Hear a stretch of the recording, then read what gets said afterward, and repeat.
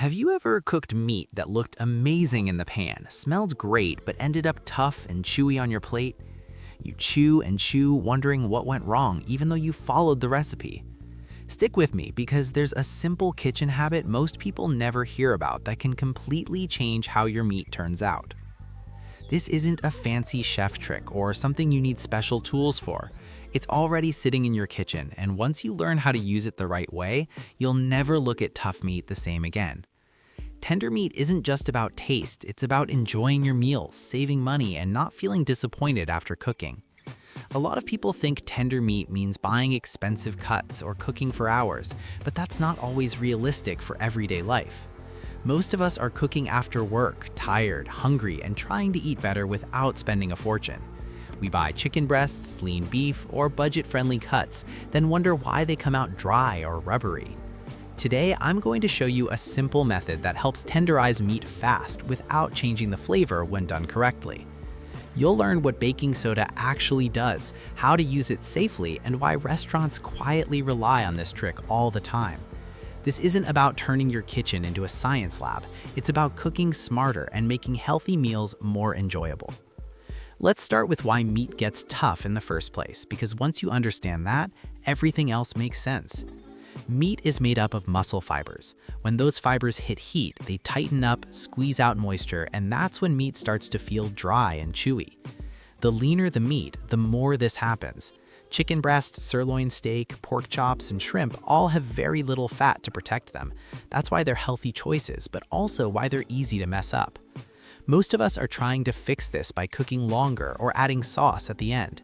The problem is, once meat is tough, it's already too late. Tenderness has to be handled before or during cooking, not after.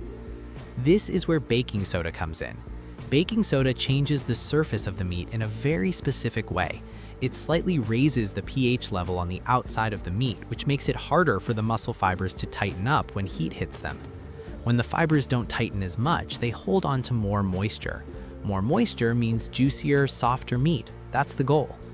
Now here's where people often get nervous. They hear baking soda and worry their food will taste weird. That only happens when it's used the wrong way. When used correctly, you don't taste it at all. The key is amount and timing. You don't need much. For sliced meat, it's usually about 1/4 teaspoon per pound. That's it. More is not better here.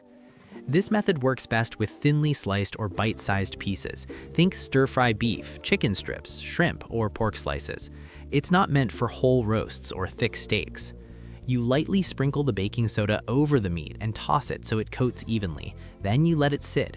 Usually 15 to 30 minutes is enough. You don't need hours, and you definitely don't need overnight.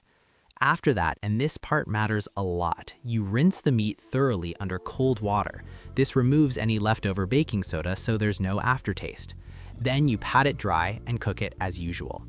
Once cooked, the difference is noticeable right away.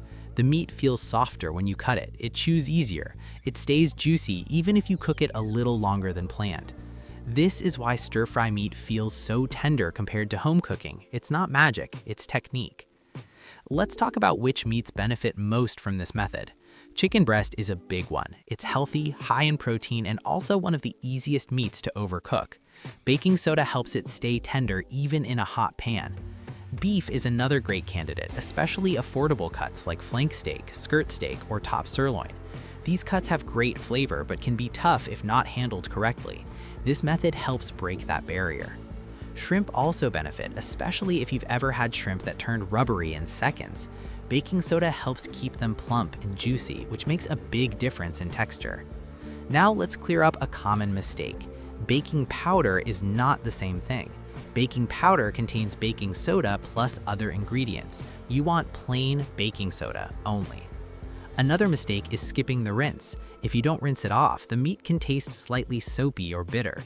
Rinsing solves that problem completely. Some people ask if this method is safe. Yes, when used in small amounts and rinsed properly, it's safe. You're not eating spoonfuls of baking soda. You're using a tiny amount to change texture, then washing it away. This method doesn't replace seasoning. You still need salt, pepper, herbs, and spices. Think of baking soda as a texture helper, not a flavor booster. After rinsing and drying, season the meat like you normally would. Salt it, add garlic, pepper, or whatever you enjoy. Now the seasoning sticks better because the meat is holding on to moisture. Cooking method also matters. Even tenderized meat can be ruined with heat that's too high.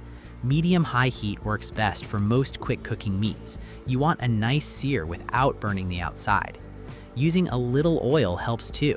Fat carries flavor and helps heat move evenly across the surface. You don't need a lot, just enough to coat the pan. Another tip is not overcrowding the pan. Too much meat lowers the temperature, causes steaming, and works against tenderness. Cook in batches if needed. You might be wondering if this works for meal prep. It does, but timing matters. It's best to cook the meat shortly after tenderizing, not days later. For people focused on health and fitness, this method can be a game changer.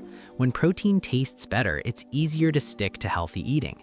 You don't feel tempted to drown your food in heavy sauces. Better texture also means better digestion for some people. Tough meat can feel heavy or uncomfortable. Tender meat is easier to chew and enjoy. This technique is also helpful if you're cooking for kids or older adults who struggle with tough textures. It makes meals more enjoyable without changing nutrition. Let's also talk about cost. This trick helps cheaper cuts taste better, which saves money over time. You don't need premium meat for everyday meals. Now, here's something interesting. This method doesn't make meat mushy when done right. That's a common fear. Mushy texture only happens when too much baking soda is used or when it sits too long. Stick to the small amount and short time and you'll get tender, not soft or weird. Some people try to mix baking soda into marinades. That can work too, but it's harder to control. Sprinkling directly and rinsing is the most reliable method for beginners. Once you get comfortable, you can experiment with small adjustments depending on the cut of meat.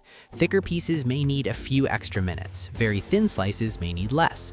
This method doesn't replace good cooking habits. It works best when combined with proper heat, seasoning, and rest time after cooking. Letting meat rest for a few minutes after cooking allows juices to redistribute. That final step helps lock in tenderness even more. You might also notice that meat treated this way browns slightly differently. That's normal. It often browns faster, so keep an eye on it. This is not a trick you use for everything. For slow-cooked stews, braises, or soups, it's not necessary. Those methods already tenderize meat over time. This is a fast cooking solution. It shines in weeknight meals, stir-fries, skillet dishes, and meal prep bowls. Here's the big reveal. The real secret isn't just baking soda. It's understanding that tenderness starts before the pan gets hot. Most people try to fix texture at the end, but the magic happens before cooking even begins. This small step changes how meat reacts to heat. That's why it works so well. You're not masking toughness, you're preventing it. Once you understand this, cooking feels easier and more predictable. You stop guessing and start getting consistent results. That's what separates frustrating cooking from confident cooking. This one simple habit can turn basic protein into something you actually look forward to eating. And when healthy food tastes good, sticking to good habits gets a lot easier. So let's wrap this up. Tough meat isn't a personal failure or bad luck. It's usually just missing one small step. A tiny amount of baking soda, a short rest, a good rinse, and smart cooking can make a huge difference. You don't need expensive cuts, fancy tools, or hours in the kitchen. You just need better timing and a little kitchen knowledge.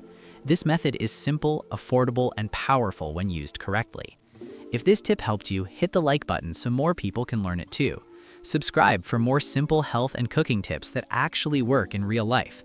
And tell me in the comments, which meat do you struggle with the most? Chicken, beef, shrimp, or pork?